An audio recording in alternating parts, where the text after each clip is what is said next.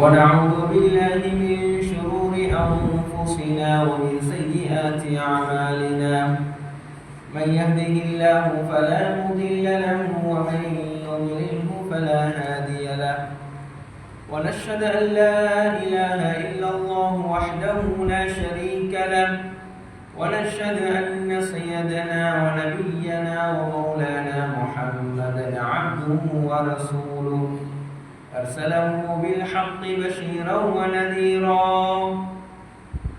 وداعيا إلى الله بإذنه وسراجا منيرا اللهم صل وسلم على رسولك سيدنا وحبيبنا وشفيعنا ومولانا محمد صلى الله عليه وسلم أما بعد فيا عباد الله أوصيكم ونفسي أولا بتقوى الله فإن الله مع الذين اتقوا والذين هم محسنون فقد قال الله تعالى في القرآن الكريم أعوذ بالله من الشيطان الرجيم بسم الله الرحمن الرحيم إن أول بيت وضع للناس للذي ببكة مباركا وهدى للعالمين فيه آيات بينات مقام إبراهيم ومن دخله كان آمنا ولله على الناس حج البيت من استطاع إليه سبيلا ومن كفر فإن الله غني عن العالمين صدق الله العظيم وقال نبينا صلى الله عليه وسلم إنما الأعمال بالنيات وإنما لكل امرئ ما نوى فمن كانت هجرته إلى الله ورسوله فهجرته إلى الله ورسوله ومن كانت هجرته إلى دنيا يصيبها أو امرأة ينكحها فهجرته إلى ما هاجر إليه أو كما قال عليه الصلاة والسلام அகிலத்தாரை எல்லாம் படைத்து பரிபாலிக்கின்ற பரமதயாளன் வல்ல அல்லாஹ்வுக்கே அனைத்து புகழும் புகழ்ச்சிகளும் உண்டாவதாம். அவன் தனித்தவன், இணை துணையற்றவன், வணங்குவதற்கு தகுதியானவன். அந்த சராசரங்களை படைத்து பரிபாலிக்கின்ற இரட்சகன் என்பதாக நான் சார்ந்து பகர்கின்றேன். சலாத் என்னும் கருணையும் சலாம் என்னும் ஈடேற்றமும் அகிலத்தாருக்கெல்லாம் ரஹ்மத்தாகவும் அருட்கொடையாகவும் நபிமார்களுக்கெல்லாம் முத்தரையாகவும் தீர்க்க தரிசியாகவும் இவ்வுலகத்திற்கு வந்துவித்து தனது சமுதாயத்திற்காக வேண்டி பாடுபட்ட ஹபீப் ஸல்லல்லாஹு அலைஹி வஸல்லம் அவர்கள் மீதிலும் அன்னாரின் அடிச்சுவடுகளை, வாழ்க்கை வழிமுறைகளை சிறிதேனும் பிசகாமல் தவறாமல் வாழ்க்கையிலே எடுத்து நடந்த உத்தம சஹாபாக்கள், தாபிஊன்கள், தபா தாபிஈன்கள், இன்று வரைக்கும் அன்னாருடைய வாழ்க்கை வழிமுறைகளை யார் யாரெல்லாம் இவ்வையகத்திலே எடுத்து வாழ்கின்றார்களோ அத்துணை மூமின்கள், முஸ்லீம்கள், முத்தகீன்கள் அனைவர்கள் மீதும் அந்த ஸலாத்தும் ஸலாமும் என்றென்றும் உண்டாவதாக. புனிதமிகு ஜும்ஆவுடைய கடமையை நிறைவேற்றுவதற்காக வேண்டி அல்லாஹ் தஆலாவுடைய மாளிகையிலே நவைத்துல் இஅ்திகாஃப் என்கின்ற உன்னதமான அந்த நல்ல நியத்தோடு அமர்ந்திருக்கும் அல்லாஹ் தஆலாவுடைய நல்லடியார்களே, சகோதரர்களே, பெரியார்களே, ரப்புல் இஸ்ஸத் அல்லாஹ் சுப்ஹானஹு வ தஆலாவை எல்லா சந்தர்ப்பங்களிலும் எல்லா நிலைமைகளிலும் அவனை பயந்தும் அல் குர்ஆனின் மூலமாக எவற்றையெல்லாம் வல்லவன் அல்லாஹ் சுப்ஹானஹு வ தஆலா எடுத்து நடக்கும்படி கட்டளையிட்டிருக்கின்றானோ அவற்றை இயன்ற அளவு தங்களது வாழ்க்கையிலே எடுத்து நடக்கும்படியும் எவற்றை விட்டும் விலகி தவிர்ந்து வாழும்படி அல்லாஹ் சுப்ஹானஹு வ தஆலா தடை செய்திருக்கின்றானோ அவற்றை முற்று முழுதாக விலகி தவிர்த்து வாழும்படி முதலில் எனக்கும் பிறகு உங்களுக்கும் வசியத்தும் நசீஹத்தும் செய்து கொள்கின்றேன். இத்தகுல்லாஹ். கண்ணியத்துக்குரிய அல்லாஹ் தஆலாவுடைய நல்லடியார்களே, சகோதரர்களே, பெரியார்களே, புனிதமான ஹஜ்ஜுடைய கடமையை நிறைவேற்றுவதற்காக வேண்டி முழு உலகத்தில் இருந்தும் மக்கள் சாரி சாரியாக அவர்களுடைய வீடுகளில் இருந்து அவர்களுடைய நாடுகளில் இருந்து வெளியாகி கொண்டிருக்கின்ற ஒரு காலகட்டத்திலே நாங்கள் இருந்து கொண்டிருக்கின்றோம். லட்சக்கணக்கான ரூபாக்களை செலவழித்து குடும்பங்களை பிரிந்து அவர்களுடைய சொத்து செல்வங்களை செலவழித்து வியாபாரங்களை விட்டுவிட்டு செல்லுகின்ற இந்த காலம் புனிதமான ஒரு கண்ணியமான ஒரு காலமாக இருக்கிறது. அந்த பிரயாணம் அது மகத்துவமான ஒரு சங்கையான ஏனைய பிரயாணங்களை போன்ற ஒரு பிரயாணம் அல்ல. எத்தனையோ பிரயாணங்களை நாங்கள் உலகத்தில் வாழுகின்ற சந்தர்ப்பத்திலே மேற்கொள்கின்றோம். ஒரு மனிதன் அல்லாஹு தஆலாவுடைய மனிதனுக்கு என்று முதலாக அமைக்கப்பட்ட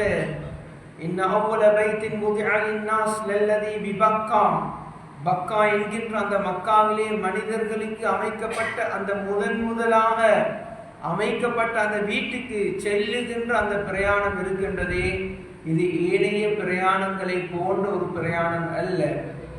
கண்ணியத்துக்குரியவர்களே, அல்லாஹ் தஆலாவுடைய நல்லடியார்களே, சகோதரர்களே, அது எல்லா பிரயாணங்களை விடவும் வித்தியாசமான ஒரு பிரயாணமாக இருக்கிறது. பாவங்களை மன்னிக்கப்படுகின்ற பிரயாணமாக அது அமைந்திருக்கிறது. அந்த மனிதனை சொர்க்கத்துக்கு இட்டு செல்லுகின்ற பிரயாணமாக, அந்த மனிதனுடைய பட்டோலைகளை அழித்து புதிய பட்டோலைகளை அல்லாஹ் தஆலா கொடுக்கின்ற பிரயாணமாகத்தான் அந்த ஹஜ்ஜுடைய பிரயாணத்தை அல்லாஹ் தஆலா ஆக்கியிருக்கின்றான். அந்த பாக்கியத்தை வல்லவன் அல்லாஹ் சுப்ஹானஹு வ தஆலா மௌத்துக்கு முன்னால் நம் அனைவர்களுக்கும் நசீபாக்குவானாக. கண்ணியத்துக்குரிய மேலான அல்லாஹ் தஆலாவுடைய நல்லடியார்களே, சகோதரர்களே, பெரியார்களே, ஹஜ்ஜி என்பது இது சாதாரணமான ஒரு அமல் அல்ல. ஒரு மனிதனை புனிதனாக மாற்றுகின்ற, ஒரு மனிதனுடைய வாழ்க்கையிலே நடைபெற்ற அத்துணை பாவங்களையும் ஒரே அடியாக மன்னிப்பதற்காக வேண்டி அழைக்கின்ற ஒரு பிரயாணம் தான் அந்த பிரயாணம். அல்லாஹ் தஆலா அந்த ஹஜ்ஜிக்கு என்று பிரபல்யமான 3 ஹதீஸ்கள் இருக்கிறது. நாங்கள் எல்லோரும் அறிந்து வைத்திருக்கின்ற ஹதீஸ்கள். அல் ஹஜ்ஜுல் மப்ரூர் லைஸ லஹு ஜஸாஉன் இல்லல் ஜன்னah. ஒரு மனிதன் ஹஜ்ஜி செய்கிறார், அவருடைய ஹஜ்ஜி மப்ரூரான ஹஜ்ஜாக ஏற்றுக்கொள்ளப்பட்ட ஹஜ்ஜாக மாறும் என்றிருந்தால் அவருக்குரிய கூலி இந்த அளவு என்று ரசூலே கரீம் ஸல்லல்லாஹு அலைஹி வஸல்லம் அவர்கள் சொல்லவில்லை. மாற்றமாக ஒரு மனிதனுடைய ஹஜ்ஜி ஹஜ்ஜுல் மப்ரூராக இருக்கும் என்றால் அது அவருக்குரிய கூலி சொர்க்கம் என்று ஸல்லல்லாஹு அலைஹி வஸல்லம் அவர்கள் சொன்னார்கள். இதே போன்று ஒரு மனிதன் மன் ஹஜ்ஜ ஃபலம் யர்ஃபுஸ் வலம் யஃப்சுக், ஒரு மனிதன் ஹஜ்ஜி செய்கிறார், அந்த காலத்திலே மனைவியோடு இல்லறத்திலே ஈடுபடாமல் பாவமான காரியங்களிலே ஈடுபடாமல் ஒரு மனிதன் ஹஜ்ஜி செய்தால் அந்த மனிதன் நாடு திரும்புகின்ற நேரத்திலே அன்று பிறந்த குழந்தையை போன்று அல்லாஹ் தஆலா திருப்பி அனுப்புகின்றான். இன்னொரு ஹதீஸ் இருக்கிறது, ஒரு ஹாஜி யுன்ஃபியானில் துனூப வல் ஃபக்ர, ஒரு மனிதனுடைய ஒரு ஹாஜிக்குரிய சுப செய்தியான ஸல்லல்லாஹு அலைஹி வஸல்லம் அவர்கள் சொன்ன ஒரு ஹதீஸ் தான், அந்த மனிதனை அல்லாஹ் தஆலா ஏழ்மையிலிருந்து பாதுகாப்பான், அந்த மனிதனுடைய முழு பாவங்களையும் அல்லாஹ் தஆலா மன்னித்து விடுவான். அடுத்தவர்களிடத்திலே கையேந்துகின்ற நிலைமைக்கு ஒரு ஹாஜியை அல்லாஹ் தஆலா உலகத்திலே ஆக்க மாட்டான் என்ற ஹதீஸ்களை ஸல்லல்லாஹு அலைஹி வஸல்லம் அவர்கள் சொன்னார். கண்ணியத்துக்குரியவர்களே, மேலான அல்லாஹ் தஆலாவுடைய நல்லடியார்களே, இது ஹாஜிகளுக்கு கொடுக்கப்படுகின்ற சிறப்புகளாக இருக்கிறது. உலகத்திலே அல்லாஹ் தஆலா நீதியாளன், அல்லாஹ் தஆலா எல்லோருடனும் இரக்கம் உள்ளவன், அவன் அன்பாளன். ஹஜ்ஜி செய்ய சக்தி இல்லாதவர்கள் உலகத்திலே கோடான கோடி மக்கள் வாழ்ந்து கொண்டு தான் இருக்கின்றார்கள். இவர்களுக்குரிய மாற்று வழி என்ன? இவர்கள் ஹஜ்ஜி செய்யாவிட்டால் ஹஜ்ஜி செய்தவருக்கு அல்லாஹ் தஆலா எந்த கூலியை கொடுப்பானோ அந்த கூலியை கொடுக்குகின்ற சில அமல்களை ஸல்லல்லாஹு அலைஹி வஸல்லம் அவர்கள் அடையாளப்படுத்தி காட்டி இருக்கின்றார்கள். ஹஜ்ஜி செய்கிறார்கள், அவர்களுக்கு சொர்க்கம் இருக்கிறது. ஹஜ்ஜி செய்கின்றார்கள், அவர்களுடைய பாவங்கள் மன்னிக்கப்படுகின்றது. ஹஜ்ஜி செய்கின்றார்கள், அவர்களை அல்லாஹ் தஆலா வறுமையிலிருந்து பாதுகாப்பான். இப்படி இன்னொரு சிறப்புகளை சொல்லி தந்த ஸல்லல்லாஹு அலைஹி வஸல்லம் அவர்கள் ஹஜ்ஜி செய்யாமல் இருக்கின்ற ஏழைகள், ஹஜ்ஜி செய்வதற்கு வசதி இருந்தும் ஹஜ்ஜி செய்யாதவர்கள் அல்ல, ஹஜ்ஜி செய்வதற்கு உடலால் பொருளால் சக்தி இல்லாதவர்கள் சமூகத்திலே நிறைய பேர் வாழ்கின்றார்கள்.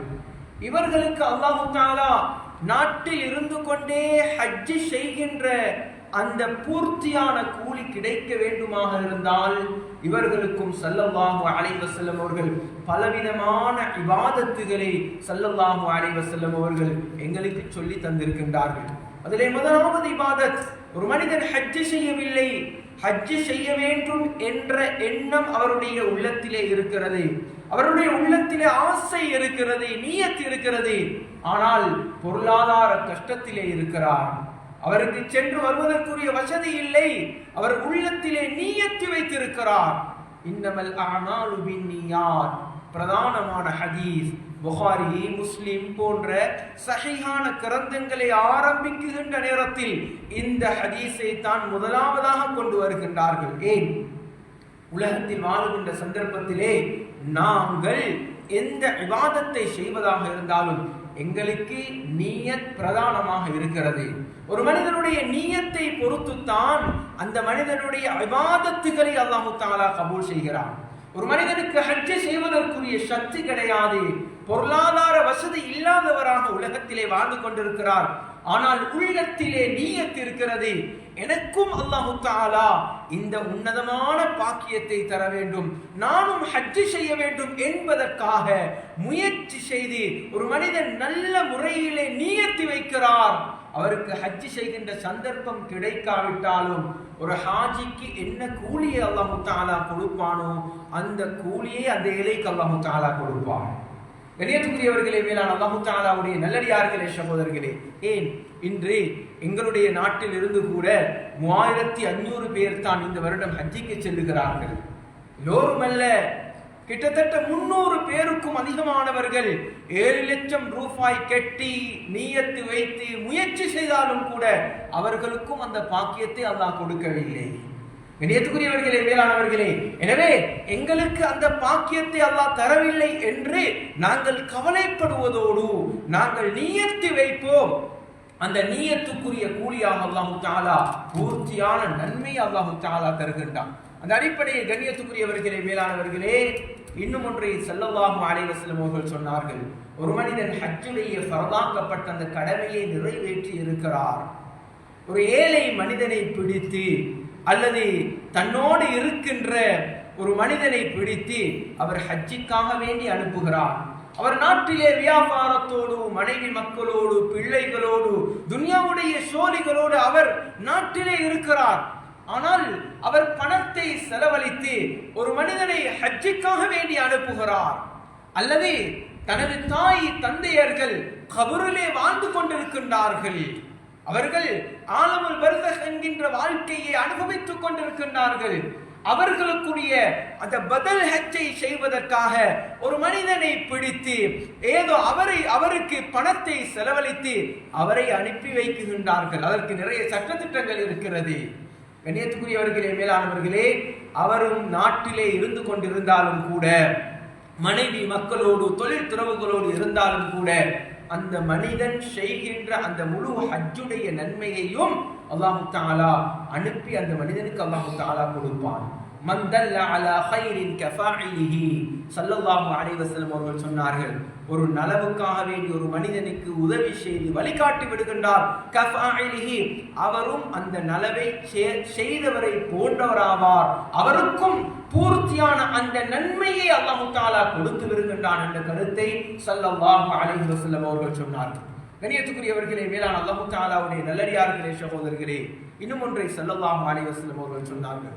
ஒரு மனிதன் ஃபர்தான தொழுகையை தொழுவதற்காக பெண்கள் அல்ல ஆண்கள் மஸ்ஜிதுக்கு நடந்து வந்து இமாம் ஜமாத்தோடு தொழுகையை நிறைவேற்றுகிறார்கள். இமாம் ஜமாத்தோடு தொழுகையை நிறைவேற்றுவதற்காக வேண்டி மஸ்ஜிதுக்கு வருகிறார்.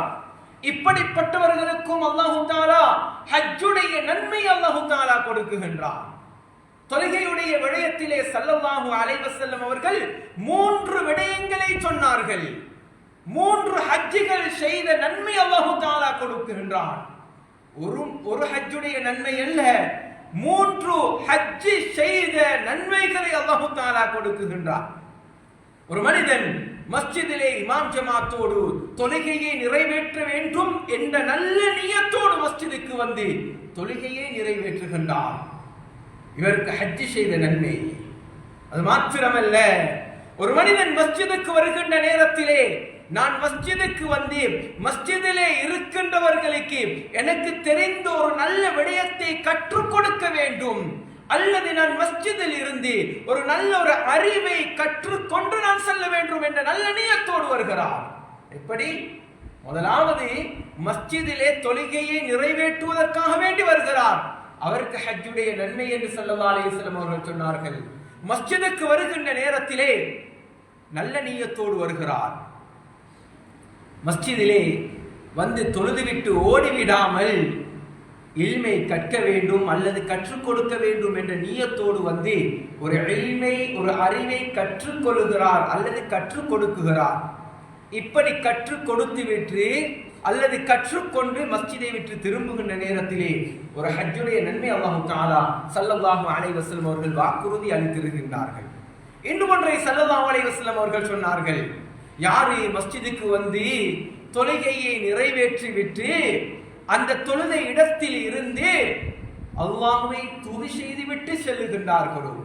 இந்த சமூகத்தினுடைய ஒரு பழக்கம் இருக்கிறது, தொழுவதற்காகவே நீ மஸ்ஜிதுக்கு வருகிறார்கள், இமாம் சலாம் கொடுத்த உடனே ஷைத்தான் புறமுதுகுட்டி ஓடுவதை போன்று எழுப்பி ஓடி விடுகிறார்கள்.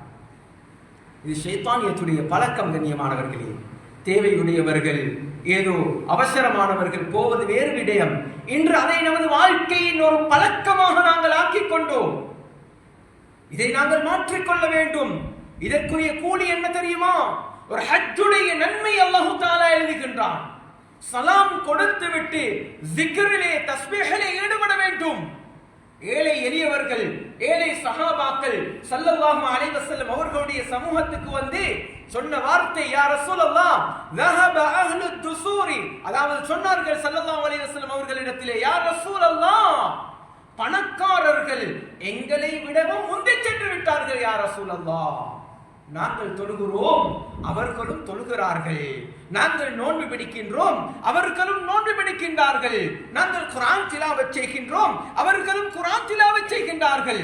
ஆனால் எங்களுக்கு வசதி கிடையாது, எங்களிடத்திலே பணம் இல்லை, அவர்களிடத்திலே சொத்து செல்வம் பணம் இருக்கிறது.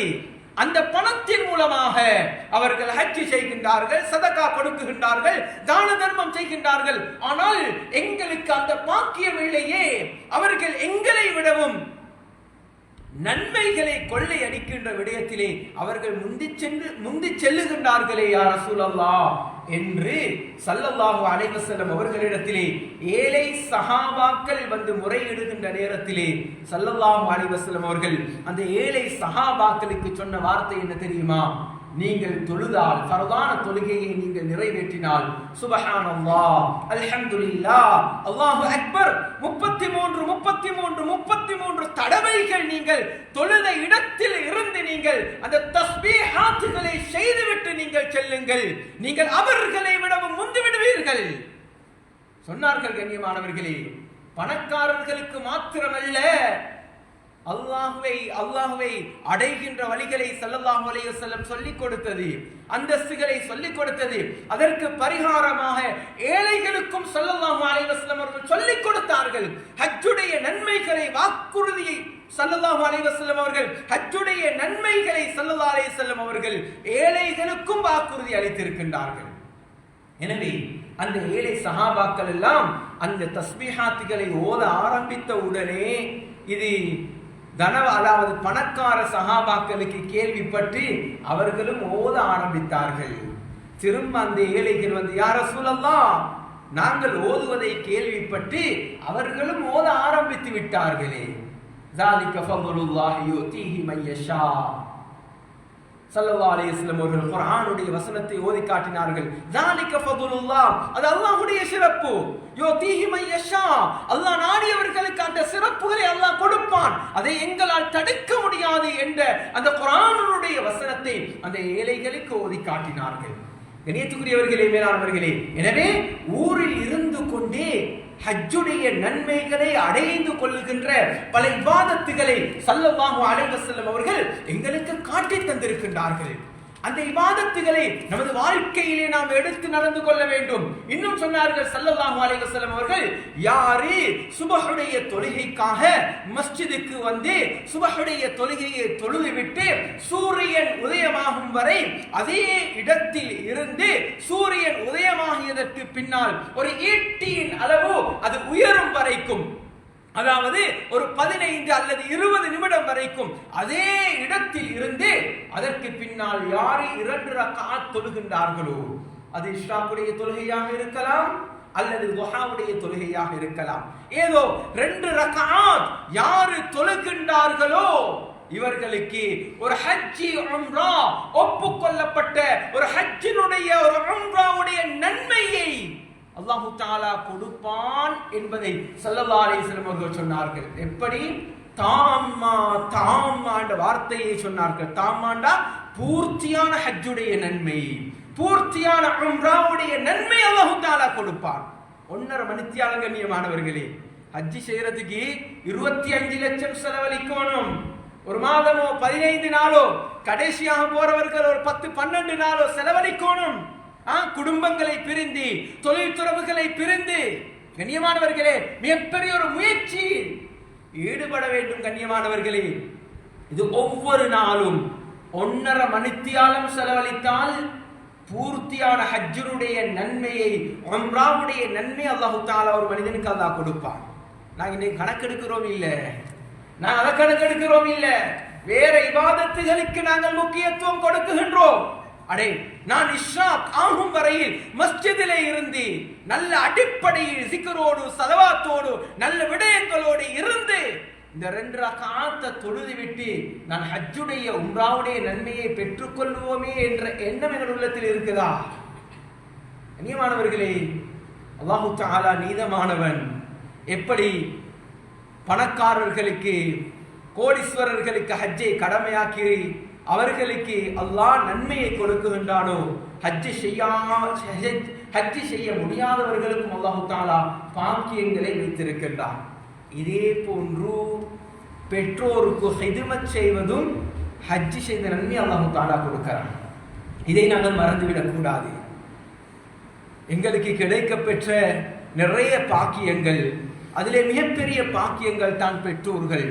யாருடைய பெற்றோர்கள் உலகத்திலே உயிரோடு இன்னும் வாழ்ந்து கொண்டிருக்கின்றார்களோ, எனக்கு கிடைக்கப்பெற்ற பாக்கியங்களில் இதுதான் மிகப்பெரிய பாக்கியம் என்று நாங்கள் நினைவில் வைத்துக் கொள்ள வேண்டும். அவர்களுக்கு ஹிதுமத் செய்ய வேண்டும். ஹிதுமத் அல்ல, பேருபகாரமாக அவர்களோடு நடந்து கொள்ள வேண்டும். அழகான முறையிலே அவர்களை கண்காணிக்க வேண்டும், அவர்களோடு சிரிக்க வேண்டும், அவர்களோடு கொஞ்ச வேண்டும், அவர்களுடைய உடம்புகளை அவர்களை தடாவிவிட வேண்டும், மசாஜ் பண்ணிவிட வேண்டும், அவர்களை முத்தமிட வேண்டும்.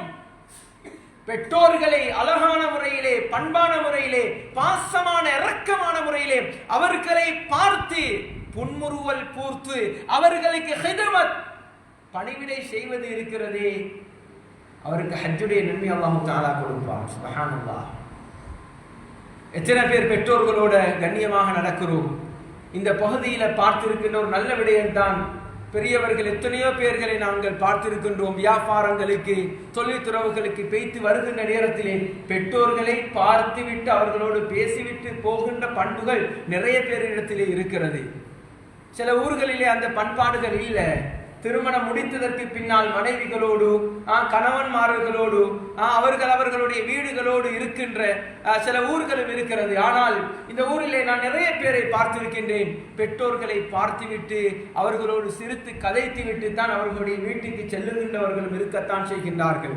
ஆனால் அதற்கு மாற்றமாக பெற்றோர்களுடைய முகத்திலே பாய்கின்றவர்கள், பெற்றோர்களை கண்காணிக்காமல் அநியாயம் செய்கின்றவர்கள், பெற்றோர்கள் தாங்க முடியாமல் மஸ்ஜிதுக்கு தனது மகனை பற்றி, தனது மருமகளை பற்றி முறையிடுகின்ற அளவுக்கு லெட்டர் எழுதுகின்ற சமூகமும் இன்று இருக்கத்தான் செய்கின்றார்கள். 2 சாராரும் இருக்கத்தான் செய்கின்றார்கள். கண்ணியமானவர்களே, மேலானவர்களே, பெற்றோர்களுடைய பொருத்தத்தில் தான் சொர்க்கம் இருக்கிறது.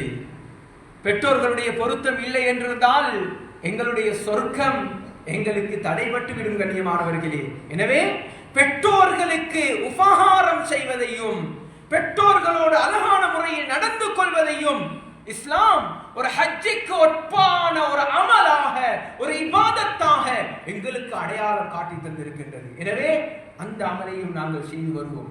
இதே போன்று கண்ணியமானவர்களே, மேலானவர்களே, ஒருத்தருக்கு ஒருத்தர் கஷ்டமாக இருக்கின்ற நேரத்திலே உதவி ஒத்தாசையாக நடந்து கொள்வதும் ஹஜ்ஜுக்குரிய நன்மையாக இருக்கிறது. இதே போன்று மிக முக்கியமான ஒரு இபாதத்தை ஸல்லல்லாஹு அலைஹி வஸல்லம் அவர்கள் காட்டி தந்தார்கள். ஜும்மாவுடைய தினத்திலே யாரு குளித்து நறுமணம் பூசி அவரிடத்திலே இருக்கின்ற நல்ல ஒரு ஆடையை உடுத்து மஸ்ஜிதுக்கு ஜும்மாவுடைய கடமையை நிறைவேற்றுவதற்காக நேர காலத்தோடு யாரு மஸ்ஜிதுக்கு வருகின்றார்களோ இவர்கள் ஹஜ்ஜுக்கு இஹ்ராம் கட்டியவர்களை போன்று என்று சொன்னார்கள். சுப்ஹானல்லாஹ்.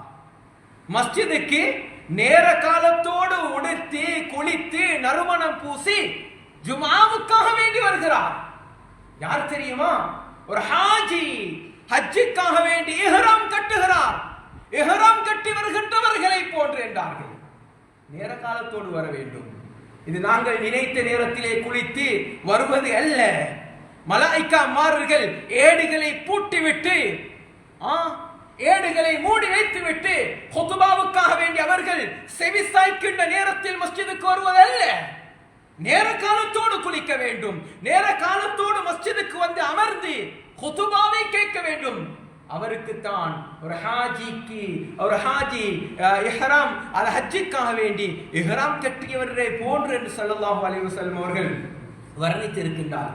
எனவே கண்ணியத்துக்குரியவர்களே, மேலான அல்லாஹ் தஆலா அவருடைய நல்லடியார்களே, சகோதரர்களே, ஹஜ்ஜுக்கு ஒப்பான எத்தனையோ இபாதத்துகளை ஸல்லல்லாஹு அலைஹி வஸல்லம் அவர்கள் எங்களுக்கு அடையாளப்படுத்தி காட்டி இருக்கின்றார்கள். எனவே ஹஜ்ஜுடைய பாக்கியம் எங்களுக்கு கிடைக்கவில்லையே என்று நாங்கள் கவலைப்பட்டு கொண்டு இருப்பதோடு இந்த இபாதத்துகளை நாங்கள் சரியான முறையிலே செய்வோம் என்றிருந்தால் அல்லாஹ் தஆலா அந்த ஹாஜிகளுக்கு கொடுக்கின்ற நன்மையை நாட்டில் இருந்து கொண்டே அல்லாஹ் தஆலா எங்களுக்கு தருவார். எனவே ஹஜ்ஜி கடமையானவர்கள் நினைக்க கூடாது, ஹாஜிக்கு கிடைக்கிற நன்மை நாட்டில் இருந்து கொண்டே கிடைக்கும் தானே, நானும் இந்த அமலை செஞ்சா சரிதானே. கண்ணியத்துக்குரியவர்களை அல்லாஹ் பாதுகாக்கணும். இன்னைக்கு நிறைய பேர் ஹஜ்ஜி கடமையானவங்க உதாசீனப்படுத்தி கொண்டு ஈக்கிறாங்க, பிற்போட்டு கொண்டே ஈக்கிறாங்க. மௌத்து எப்ப வரும்னு உங்களுக்கு தெரியுமா?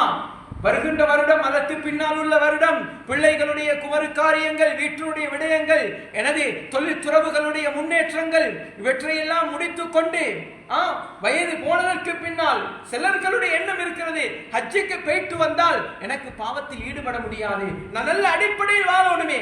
ஹஜ்ஜுக்கு போயிட்டு வந்தல்ல கண்ணியமானவர்களே, எப்பொழுதும் நன்றாகத்தான் வாழ வேண்டும், அல்லாஹ்வுக்கு பொருத்தமான முறையில் தான் வாழ வேண்டும். எப்பொழுது எங்களுக்கு மௌத்து வரும் என்பது எங்களுக்கு தெரியாது, அதை அல்லாஹ் மறைத்து வைத்திருக்கின்றான். எனவே ஹஜ்ஜி செய்கின்றவர்களுடைய கூலி இப்படியான இபாதத்துகளுக்கு அல்லாஹ் தஆலா கொடுக்கின்றானே என்று ஹஜ்ஜி வாஜிபானவர்கள் நினைக்க கூடாது.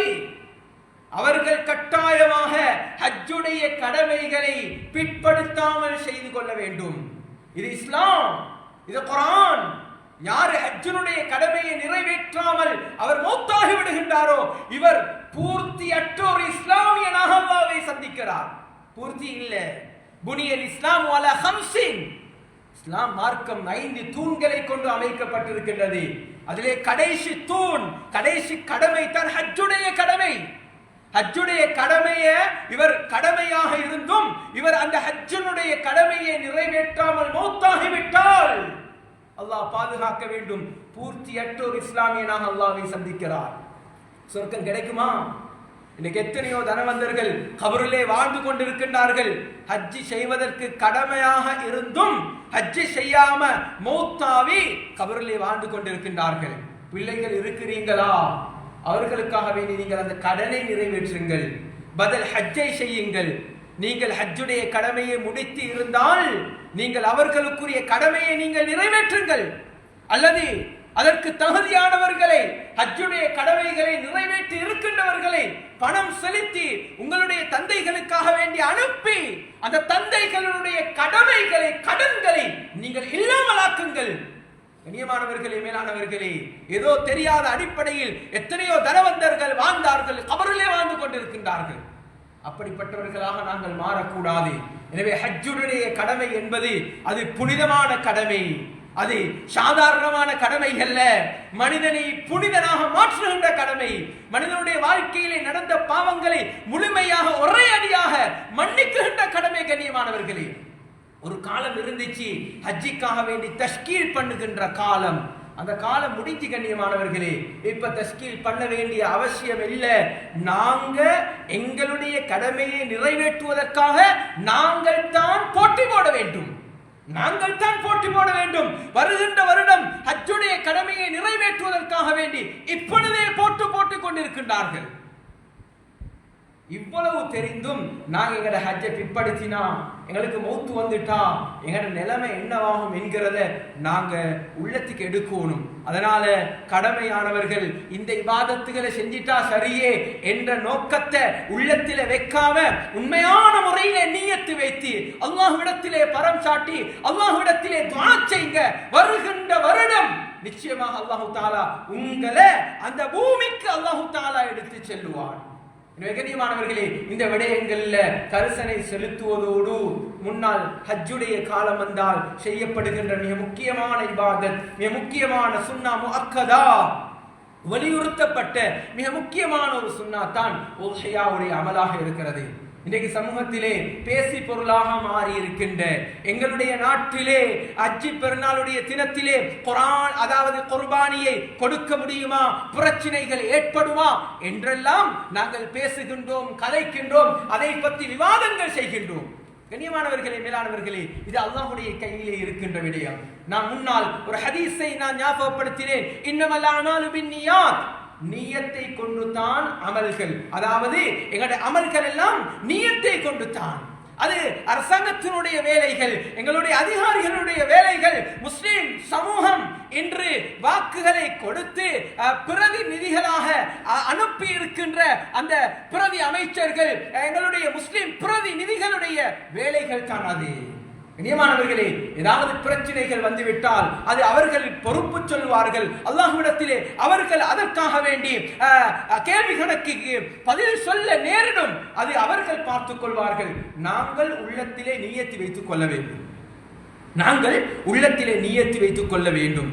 இப்பொழுதில் இருந்தே நாங்கள் அதற்காக வேண்டி தயாராக வேண்டும். குர்பான் என்றால் கரீப் என்ற வார்த்தையில் இருந்து வந்த ஒரு வார்த்தையாக இருக்கிறது. கரீப், அல்லாஹ்வின் பக்கம் நெருங்குகின்ற ஒரு அமல். ஒரு அடியானை அல்லாஹ்வின் பக்கம் நெருக்கி வைக்குகின்ற அமல் தான் இந்த குர்பானினுடைய அமலாக இருக்கிறது. கண்ணியமானவர்களே, இது ஏழை எளியவர்கள் பணக்காரர்கள் எல்லோருக்கும் கொடுக்கலாம். எல்லோருக்கும் கொடுக்கலாம். ஒரு மாட்டை கொடுக்கலாம், ஒரு ஆட்டை கொடுக்கலாம். ஒரு மாட்டிலே ஒரு 7 பேர்கள் கூட்டாக சேர்ந்து ஒரு 35-40,000 ரூபாய் செலவழித்து, கண்ணியமானவர்களே, வருடத்திலே ஒரு முறை அல்லாஹுக்கு என்று 40-50,000 செலவழிப்பது என்பது பெரிய காரியம் அல்ல, பெரிய காரியம் அல்ல. கூலி வேலை செய்கின்றவர்கள் பணத்தை சேகரிக்கின்றார்கள். கண்ணியமானவர்களே, ஒரு வருடத்தினுடைய பணத்தை சேகரித்து இந்த உஹ்யாவுடைய இபாதத்தில் அவர்களும் பங்கு கொள்கின்றார்கள் என்றால் ஏன் எங்களுக்கு முடியாது? எல்லோருக்கும் முடியும். ரசூலை கரீம் ஸல்லல்லாஹு அலைஹி வஸல்லம் அவர்கள் 63 வருடங்கள் உலகத்திலே வாழ்ந்தார்கள். அவர்களுடைய ஹஜ்ஜத்துல் வதா கடைசி ஹஜ்ஜிலே 100 ஒட்டகங்களை அவர்கள் குர்பானி செய்தார்கள். அவர்களுடைய புனிதமான முபாரக்கான கையின் மூலமாக 63 ஒட்டகங்களை அவர்கள் அரித்தார்கள். எஞ்சியவைகளை அவர்களுடைய மருமகன் ஹஜ்ரத் அலி ரலியல்லாஹு அன்ஹு அவர்கள் அறுத்து கொடுத்தார்கள். அவர்களுடைய மனைவிமாரர்களையும் அவர்கள் மறந்துவிடவில்லை. மனைவிமாரர்களுக்காக ஒரு மாட்டை அறுத்து குர்பானி கொடுத்தார்கள். கண்ணியமானவர்களே, நாங்கள் 40, 50, 60 வருடங்கள் வாழ்ந்து இருக்கின்றோம். எத்தனையோ ஹஜ்ஜினுடைய காலங்களை சந்தித்து கழித்து இருக்கின்றோம். இந்த உஹ்யாவுடைய இபாதத்தில் நான் பங்கு கொண்டிருக்கின்றேனா?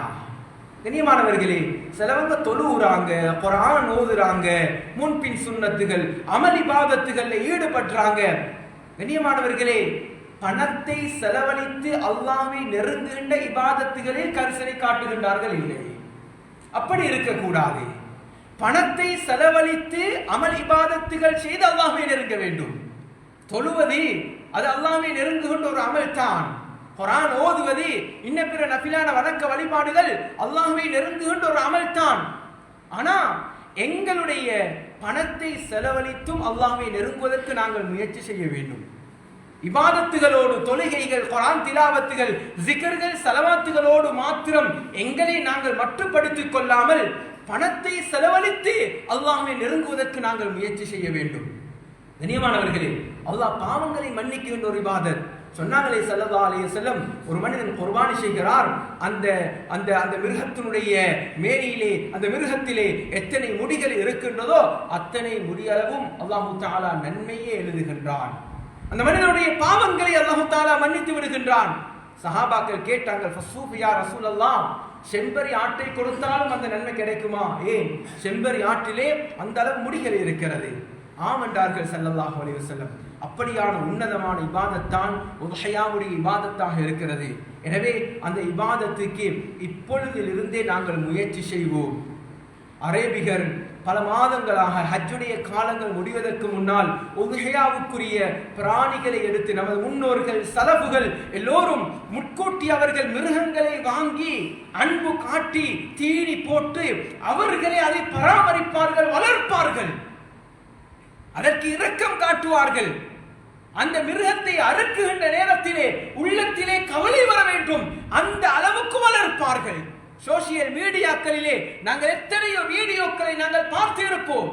ஹஜ்ரத் இப்ராஹிம் அலைஹிஸ்ஸலாத்து வஸ்ஸலாம், ஹஜ்ரத் இஸ்மாயில் அலைஹிஸ்ஸலாத்து வஸ்ஸலாம் அவர்களை அறுத்தது கவலையோடு. கண்ணியமானவர்களே, தனது மகனை அறுப்பதற்கு முயற்சி செய்தது, தனது மகனை அறுப்பதற்கு முனைந்தது கவலையோடு தான். கண்ணியமானவர்களே, அதனால் தான் இஸ்மாயில் அலைஹிஸ்ஸலாத்து வஸ்ஸலாம் அவர்கள் பாப்பாவை பார்த்து சொன்னார்கள், அடுத்த புறத்துக்கு என்னை வளர்த்தாட்டி நீங்கள் என்னை படுக்க வைத்து என்னை அறுத்து விடுங்கள்.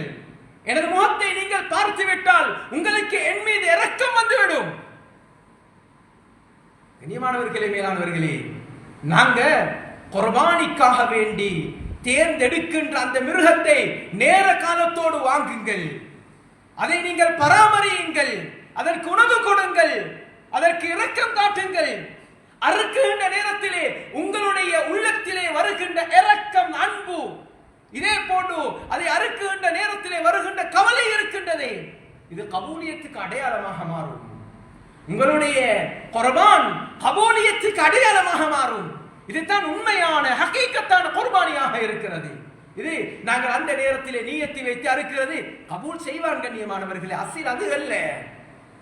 முன்கூட்டி அதற்கு நாங்கள் தயாராக வேண்டும், அதற்குரிய ஏற்பாடுகளை நாங்கள் செய்து கொள்ள வேண்டும். மாடாக இருந்தால் அது 2 வருடம் பூர்த்தியாக இருக்க வேண்டும். கொடுக்கின்றவர்கள் போய் பேசக்கூடாது, நியாயமற்ற முறையிலே நடந்து கொள்ளக்கூடாது, அழகான முறையிலே நடந்து கொள்ள வேண்டும், நோய்களை மறைக்க கூடாது, கஞ்சத்தனமும் பண்ணக்கூடாது. வாங்குபவர்கள் அல்லாஹ்வுக்காக வேண்டி நான் செலவழிக்க போறேன், அல்லாஹ்வுக்காக வேண்டி நான் செலவழிக்க போறேன், 1000 ரூபாய் 2000 ரூபாய் கூடினா என்ன நடக்கும்? உங்களுடைய மீசான் தான் பாரமாகும். அப்படி என்று சொல்லி அவர்களும் ரேட்டை கூட்டியும் கொடுக்க கூடாது. 2 பகுதியும் இருக்கிறது. கண்ணியமானவர்களே, எனவே இப்பொழுதிலிருந்தே அந்த உஹ்யாவுடைய இபாதத்துக்காக வேண்டி தயாராகுவோம். நாங்கள் எல்லோரும் நியத்து வைப்போம்.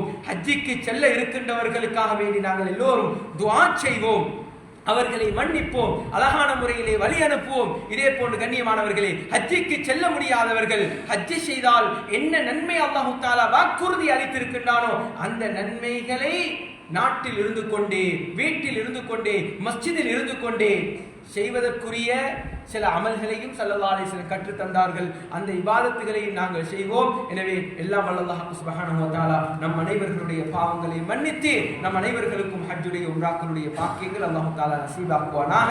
யா அல்லாஹ், எங்களுடைய பெற்று வளர்த்த பெற்றோர்கள், உற்றார் உறவினர்களுடைய பாவங்களை மன்னித்து விடுவாயாக, கபராளிகளுடைய பாவங்களை மன்னித்து விடுவாயாக. யா அல்லாஹ், நம் அனைவர்களுக்கும் ஹஜ்ஜுடைய பாக்கியங்களை நசீபாக்கி விடுவாயாக. யார் யாரெல்லாம் ஹஜ்ஜுக்கு செல்கின்றார்களோ அவர்களுடைய ஹஜ்ஜில் மபரூரானதாக ஆக்கி வைத்து விடுவாயாக, துஆக்களை ஏற்றுக்கொள்வாயாக, திடீர் மௌத்துக்கள் பயங்கரமான நோய்களை விட்டு நம் அனைவர்களையும் பாதுகாத்து விடுவாயாக. யா அல்லாஹ், எங்களுடைய ஊரை சேர்ந்தவர்கள் எத்தனையோ பேர்கள் வைத்தியசாலைகளிலே அனுமதிக்கப்பட்டிருக்கிறார்கள். யா அல்லாஹ், வீடுகளிலே நோயாளிகளாக வாழுகின்றார்கள். யா அல்லாஹ், அவர்கள் அனைவர்களுக்கும் ஆஃபியத்தை கொடுத்து விடுவாயாக, ஆரோக்கியத்தை நசீபாக்கி விடுவாயாக, திடீர் மௌத்துகளை விட்டும் அவர்களை நீ பாதுகாத்து விடுவாயாக. வாஹிரு தஅவானா அனில் ஹம்துலில்லாஹி ரப்பில் ஆலமீன். إن الحمد لله نحمده ونستعينه ونستغفره ونؤمن به ونتوكل عليه ونعوذ بالله من شرور أنفسنا ومن سيئات أعمالنا.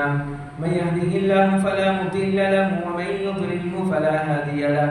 ونشهد أن لا إله إلا الله وحده لا شريك له. ونشهد أن سيدنا ونبينا ومولانا محمدا عبده ورسوله. اللهم صل وسلم على رسولك سيدنا محمد وعلى آل محمد وبارك وسلم عليه. أما بعد، فيا عباد الله، أوصيكم ونفسي أولا بتقوى الله، فإن الله مع الذين اتقوا والذين هم محسنون. فقد قال الله تعالى في القرآن الكريم: أعوذ بالله من الشيطان الرجيم، بسم الله الرحمن الرحيم. يا أيها الناس اتقوا ربكم الذي خلقكم من نفس واحدة وخلق منها زوجها وبث منهما رجالا كثيرا ونساء واتقوا الله الذي تساءلون به والأرحام إن الله كان عليكم رقيبا.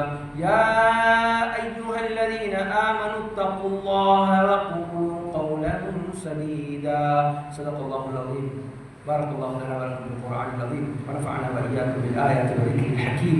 أقول قولي هذا واستغفر الله لي ولكم ولسائر المسلمين من كل ذنب واستغفروه إنه هو الغفور الرحيم.